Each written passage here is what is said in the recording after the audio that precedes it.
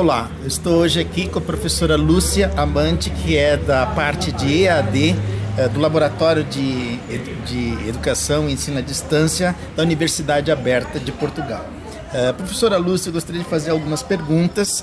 A primeira dela é que a senhora falasse um pouco sobre a Universidade Aberta. Boa tarde, muito obrigada. É um prazer poder falar um pouco sobre a Universidade Aberta de Portugal.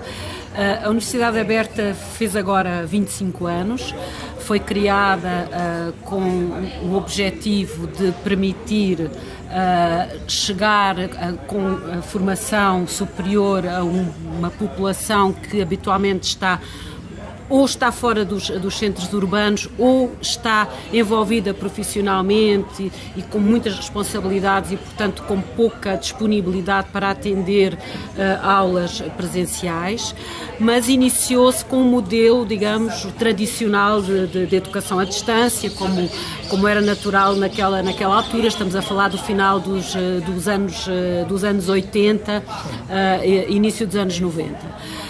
Portanto, inicialmente a universidade funcionava tendo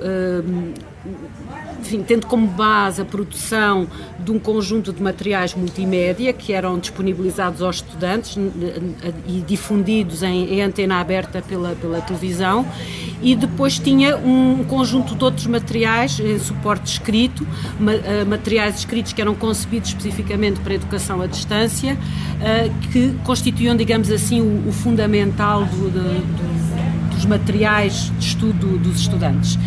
E havia todo um plano de avaliação formativa que os alunos deviam ir fazendo para ir regulando o seu estudo ao longo do tempo em que decorriam as disciplinas, e depois sempre dava lugar a uma avaliação presencial.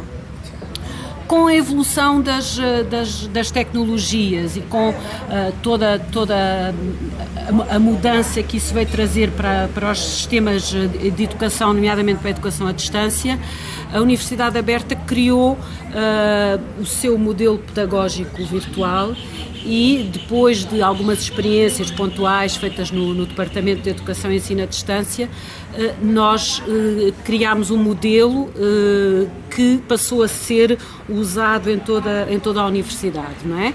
Isto relacionado com as mudanças tecnológicas, relacionado também com as mudanças que o próprio processo de Bolonha que nós tivemos na Europa, no sentido de uniformizar a formação entre as várias universidades, portanto, colocou demandas que exigiram também renovar, digamos assim, a formação que era oferecida e passar de uma lógica de conteúdos para uma lógica de desenvolvimento de competências. E aí foi criado esse modelo pedagógico que passou a ser usado na universidade desde 2006, salvo erro, 2007, e que é um modelo que nós consideramos que está em contínuo desenvolvimento, não é? Esse modelo tem, digamos, duas grandes vertentes, uma destinada aos cursos de graduação e uma outra destinada aos cursos de pós-graduação, portanto, mestrados e doutorados, não é? E eles têm diferenças entre si. Portanto, para os cursos de graduação é um modelo mais estruturado, cujos grupos de alunos são de maior dimensão, enquanto que ao nível dos mestrados e doutorados o modelo é um modelo mais interativo e que atende grupos de estudantes mais pequenos, não é? E é um modelo, portanto, baseado nas tecnologias. Nós começámos com outras plataformas, mas atualmente usamos o Moodle, embora neste momento não só o Moodle, não é? Portanto, a ideia é, precisamente nesta lógica de abertura, que a sala de aula virtual também não fique confinada àquele espaço do ambiente virtual da plataforma e tenha outra abertura para outras ferramentas, para outros espaços de aprendizagem que sejam úteis para os nossos estudantes. Excelente, professor. Vou lhe fazer outra pergunta.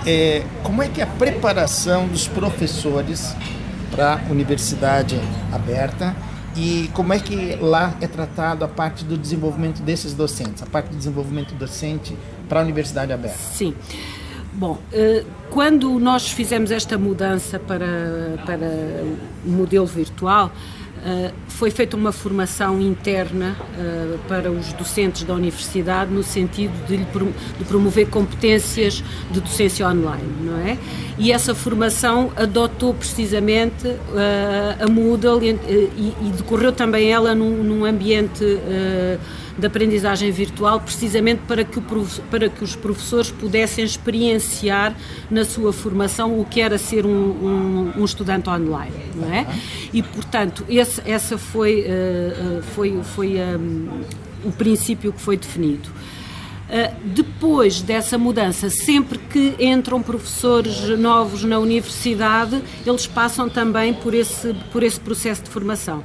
Portanto, é geralmente um processo de formação que dura cerca de 3 meses, que decorre em ambiente virtual, ainda que os professores vão à universidade e comecem a desenvolver algumas tarefas, mas, portanto, eles passam por esse processo de formação antes de assumirem, digamos assim, a responsabilidade pelas disciplinas que vão lecionar, não é? E estas disciplinas, há pouco eu não referi, os cursos de graduação decorrem integralmente à distância. Nós privilegiamos a avaliação contínua. É um modelo essencialmente assíncrono, portanto não é muito difícil compatibilizar horários com os estudantes, portanto adotamos um modelo essencialmente assíncrono. E há necessidade de presencialmente ter alguma participação? No final, portanto, tem uma parte de avaliação contínua, os alunos entregam 2 ou 3 trabalhos ao longo do semestre, enfim, consoante a disciplina, consoante o que o professor define, mas depois tem uma avaliação presencial que tem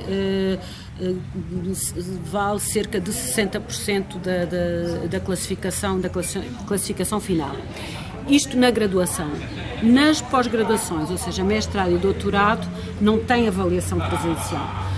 Portanto, os trabalhos decorrem ao longo do semestre. A única coisa que é presencial é a defesa da dissertação ou a defesa da tese.